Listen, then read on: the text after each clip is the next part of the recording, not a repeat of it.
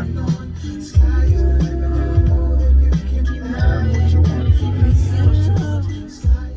All right. Dude, how can you not love hip-hop music, for one thing? It's motivational poetry, okay? Incredible. All right. R.I.P. Notorious Big, right? Okay. So, a little bit of insomnia. This is James Solomon here, of course. I've been up since about 3 in the morning. I slept yesterday. I just had to recharge my batteries, and sometimes, like, we all got to do that. So, I'm here at my gym. There's like groceries in the back, so pardon, it's kind of a mess. But I'm supposed to do the Muay Thai training with my trainer Sam, here in about an hour. So I figured I'd knock out a video. Rocking my hoodie. I do plan on finishing my degree, just taking some time off for investments and more business-oriented stuff right now. But the way that I am now, like, if I start something, I'm going to finish it. So I'm still going to come back to that, guaranteed, absolutely. So anyway, what I want to talk about with this is failure. So most people probably don't know, but I've had a few businesses that have all failed, okay? And what's important is, and you hear this a lot, entrepreneurship and that sort of stuff, like, you want to have, you want to start businesses, you want to fail, you want to learn from the failure, and it's the people that have multiple failures that actually finally have that breakthrough in their life and they have success, right? And it's like kind of cliche. I guess you could say it's kind of cliche. You hear it a lot.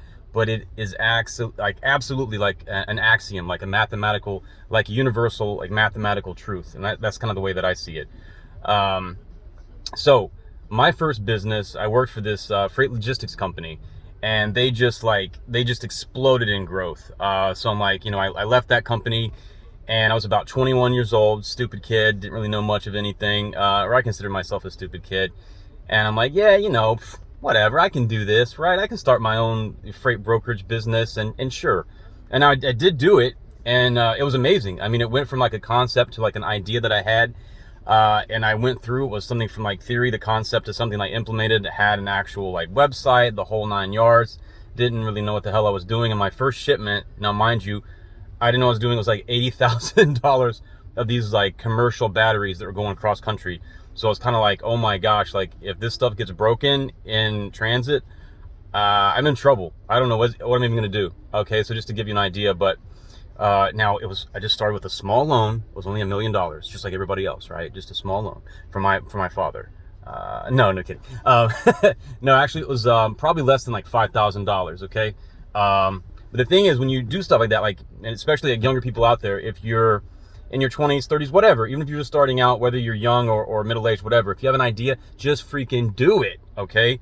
Because what happens is you do learn from those failures. You learn to be very creative, and you learn things that you can't learn in school, all right? Like how to form a corporation, so how to do that, how to do marketing, like promotion, marketing, and just how to problem solve, how to interrelate and deal with people from a business mindset. You learn all of these things, and just come into it with the expectation you're probably going to fail. I mean, mathematically speaking, statistically speaking, most businesses fail in the first, 5 years, I think. The greatest percentage of them, I don't have the exact number, but most of them do, okay? You can look the numbers up.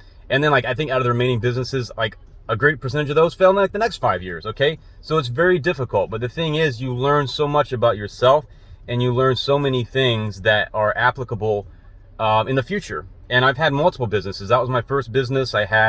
I recently did like a jewelry business that failed, or tried to get one started that failed, but I learned about social media. So stuff that I'm using in social media, I learned it from this jewelry business, okay? Stuff that I'm implementing now, like using social media analytics and learning what works with like the algorithm, okay? Like social media algorithms. I learned that from the failure that I had with the jewelry business. I had another business I was doing like virtual reality, and I was trying to basically have a use case for virtual reality for like therapeutic purposes for the elderly, something that kind of was bridging like my passion for technology and nursing, dealing with the geriatric population. So something that I can kind of intrinsically feel good about, and then also provide a great service. But the problem there was just like there wasn't a budget for it. Like most of the ALFs that I went to, like everyone was like, oh, this is great, this is incredible. Like this patient, that has dementia, or this, maybe not dementia, but this patient that is dealing with loneliness and depression because they're not getting, visited frequently, and they feel very isolated. It's like they can escape, and they can maybe travel to a place or like immerse themselves in a place that they otherwise maybe are not physically capable of traveling to. So anyway, I'm gonna switch hands because my freaking arm's getting tired. Okay, so anyway, so just if you have an idea, just freaking do it, man. You learn so much. Again, just gonna reiterate that from all the failures and things that you can apply in the future, and then eventually, statistically, you will have a breakthrough. And that's what, again, most entrepreneurs, they say this, like they failed like 1, 2, 3, 4, 5, 6, 7 times. And of course the quote is like, you know, fall down 7 times, get up 8. And it absolutely is the case. So just, if you have an idea, you have a concept, just freaking do it. And you'll learn so much about yourself. And even if that business does not succeed, because again, statistically, it will not, try again, learn something else, try again, learn something else. And eventually you'll have a breakthrough. I mean, you will, but it's a lot of times it's like that giving up, that maybe that 5th time falling down, like you gave up. It was like one more time and you're going to have that breakthrough. And there's stories about this too. I'm not going to go into like parables and stories and different things like that, but I just wanted to talk about that because I think most people, you know, don't really know that, you know, of course, like my business mindset and my kind of entrepreneurial mindset and my investment mindset comes from multiple failed businesses that I've had on the side, things that I've tried to start and things that I've failed. All right. And don't feel bad if it fails. Who cares? You know what I mean? Like, you're doing something that the greatest percentage of people will never even attempt to do.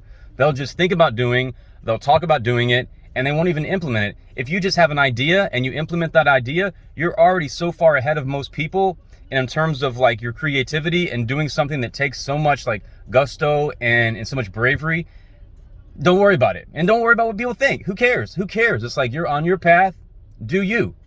And people are either with you or they're against you. And the same thing with me, like kind of the stuff that I'm dealing with now. People are either with me and they're not, and it's fine. And then some people, you know, I'm starting to get resentful stuff in my comments, and it's like, hey, that's great. You know what?